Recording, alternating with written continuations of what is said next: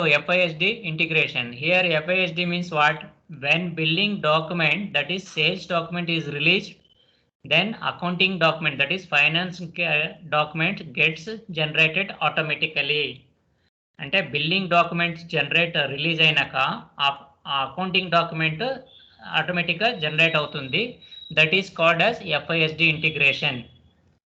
ఇంకొక వేలో చెప్పవచ్చు, automatic generation of accounting document due to sales activity is called as FISD integrations. So ఇక్కడ points ఏమంటున్నాయంటే, కొన్ని points మీద బేసిస్ మీద మనము చెప్పుకోవాలి. Actually customer enquiry, quotation for customer enquiry, sales order, purchase goods issue, delivery, billing, and receipt of amount from customer. Actually FISD integration లో accounting entries వచ్చేది from post goods issue stage onwards. Up to sales order there is no accounting entry. From post goods issue stage onwards accounting entry will be generated. So అదే point ఇక్కడ రాసినాను. Up to sales order there is no accounting entry and the journal entries will start from post goods stage onwards. Next ఇది post goods ఇష్యూస్కి entries ఏమొస్తుందంటే, cost of goods sold account data to inventory account.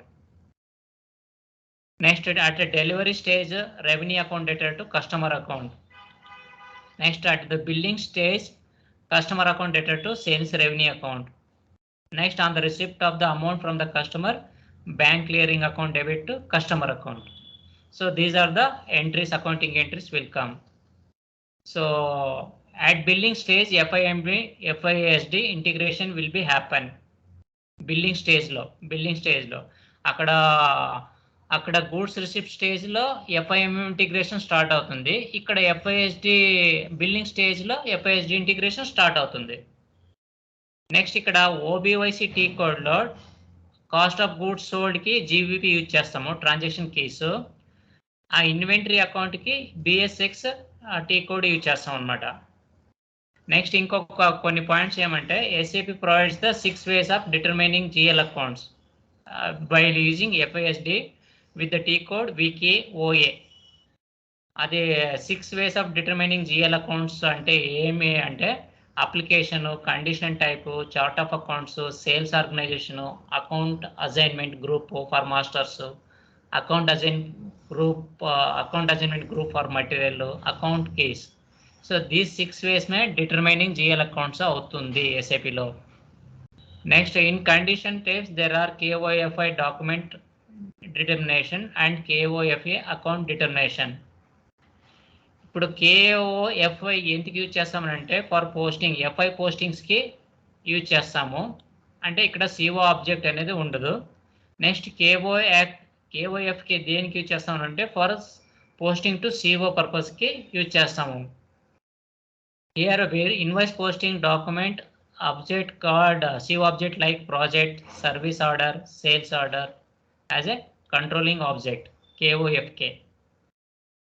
Next in SAP select the KOFK assignments. It does both the postings to FI and postings to CO. ఇది ఇంటర్వ్యూలో అడుగుతారు, standard keys, accounting keys చెప్పండి అని అడుగుతాడు. అప్పుడు మనం చెప్పుకోవచ్చు ఒక 4 పాయింట్లు. ERL sales revenue, ERS sales deduction, sales discounts, ERB sales rebates, ERF freight revenue. So ఇది. Next based on standard in keys, this standard case we will do the GL accounts in VKOA T code. Then we will sit the SD consultant, take the screenshot for post goods issue and billing document, and we will do the required EOT activity, and finally we will move to change request to production order. ఇది. Next entry point of వ్యూలో FISD ఇంటిగ్రేషన్లో questions. What is mean by FISD integrations అంటే, when billing document is released then automatically accounting documents gets generated, that is called as FISD integration చెప్పుకోవచ్చు.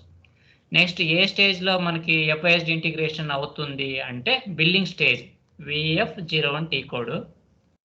Next what is the T code for automatic account డిటర్మినేషన్కి ఏం T code అంటే VKOA, account డిటర్మినేషన్కి VKOA చెప్పవచ్చు. Next ఇంకోటి question ఏమంటే, can I assign one sale organisation to many company codes అంటే, ఒక సేల్స్ ఆర్గనైజేషన్స్ మెనీ కంపెనీ కోడ్స్కి చేసుకోవచ్చా? ఆన్సర్ వచ్చి no.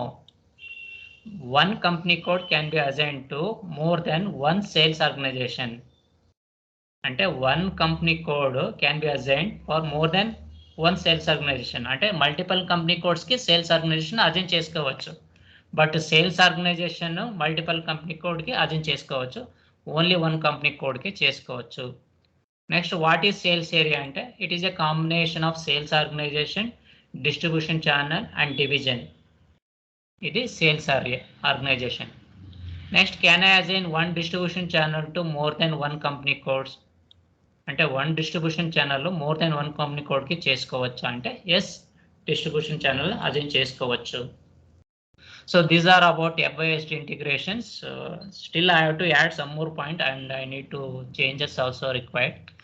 So what I said yesterday, 3 topics I will discuss. So I have discussed for interview points. So let me know if there is any changes required for this FISD integration. Suresh, ఇక్కడ ఇంకో point ఏంటంటే ఇప్పుడు మామూలుగా interview వాటి దాని గురించి వాళ్ళు ఏ modules కూడా కవర్ చేయాలనుకుంటున్నారు అనేది అంటే క్లయింట్ పాయింట్ ఆఫ్ వ్యూ. వాళ్ళు ప్రొడక్షన్ ప్లానింగ్ అడుగుతున్నారు, ప్లాంట్ మెయింటెనెన్స్. ఎందుకంటే ఇప్పుడు సేల్స్ డిస్ట్రిబ్యూషన్ చేసిన తర్వాత కూడా మనకి బిఫోర్ మన ప్రొడక్షన్ ప్లానింగ్ అనేది తెలుసుకోవాలి ఒక FICO consultant. So and plant మెయింటెనెన్స్ది కూడా తెలియాలి, ఎందుకంటే మనకి మెటీరియల్ ఎక్కడ సెగ్రిగేట్ చేయాలి ఏంటనేది ఒకవేళ కంట్రోలింగ్ కన్సల్టెంట్ విడిగా ఉంటే వాడికి కూడా మనం ఎక్స్ప్లెయిన్ చేయాలి, ఇట్లా ప్లాంట్స్ ఉన్నాయి అనేది వాళ్ళకు కూడా ఎక్స్ప్లెయిన్ చేయాల్సి ఉంటుంది. అట్లాగే ఏదైతే సేల్స్ డిస్ట్రిబ్యూషన్ చేసిన తర్వాత ఇది ఏదైతే ఛానల్ ఉంటుందో వేరోస్ మేనేజ్మెంట్ కూడా లింకప్ ఉంటుంది. సో ఆల్మోస్ట్ ఒక FI కన్సల్టెంట్ ఫంక్షనల్గా అన్నీ నేర్చుకోవాలని అంటే ప్లాంట్ మెయింటెనెన్స్ కానీ, ప్రొడక్షన్ ప్లానింగ్ కానీ, MM కానీ, SD కానీ, WM అండ్ ఆల్సో లాజిస్టిక్స్ రిలేటెడ్ది కూడా కవర్ అయింది. అంటే ఆల్మోస్ట్ 5 మాడ్యూల్స్. ఓకే, అంతవరకు ఎక్స్పర్టైజ్ చూస్తున్నారు. అంటే ఒక 4-5 years ఎక్స్పీరియన్స్ పైన 6 అట్లా పెట్టుకున్న వాళ్ళకైతే ఎక్స్పెక్టేషన్ 4 years కూడా అట్లాగే ఉంది. ఈవెన్ 4 years వాళ్ళకి కూడా వాళ్ళకి మాడ్యూల్స్ ఇవన్నీ కవర్ అయితే మంచిది అన్నట్టుగా చూస్తున్నారు. అవునవును, ఎంత మనకి నాలెడ్జ్ తెలుసు అన్ని మోడల్స్ లో. దానికి ఎట్లా అంటే ఇప్పుడు మనం ఇది FISD ఇంటిగ్రేషన్, FIMM ఇంటిగ్రేషన్ ఎలా అయితే మెయిన్ పాయింట్స్ FIకి ఇంటిగ్రేట్ అవుతాయో అలాగే FIPP, FIMPM, అలాగే FIWM, EWM, extended warehouse management, దానికి ఆ పాయింట్స్ చూసుకుంటే, ఎంట్రీస్ చూసుకుంటే సరిపోతుంది. అంటే ప్రెసెంట్లీ డెప్త్ అనేది ఉంటుంది, బట్ ప్రెసెంట్ గా ఇంటర్వ్యూకి పరంగా ఫేస్ ఎందుకంటే ఆ నాలెడ్జ్ ట్రెజరీ మేనేజ్మెంట్ కూడా ప్లేస్ వైటర్ రోల్. ఎందుకంటే mostly treasury management link up with finance consultant only. ఎందుకంటే ఫైనాన్షియల్ ట్రాన్సాక్షన్స్ ఒక ట్రెజరీ కన్సల్టెంట్కే తెలుస్తుంది. సో దానికి బ్యాక్గ్రౌండ్, అకౌంట్స్ బ్యాక్గ్రౌండ్ వాడికి, ఫైనాన్స్ కన్సల్టెంట్ వాడికి ఇస్తారు ట్రెజరీ మేనేజ్మెంట్ మాడ్యూల్ కూడా. సో నాలెడ్జ్ కూడా ఉంది. ఇప్పుడు సో కాల్డ్ ఇది DME ఉంటుంది కదా, అది ట్రెజరీ మేనేజ్మెంట్ నుంచే కదా మనం చేసేది. అవునవును. సో ఆ నాలెడ్జ్ కూడా మనకి అయి ఉండాలి.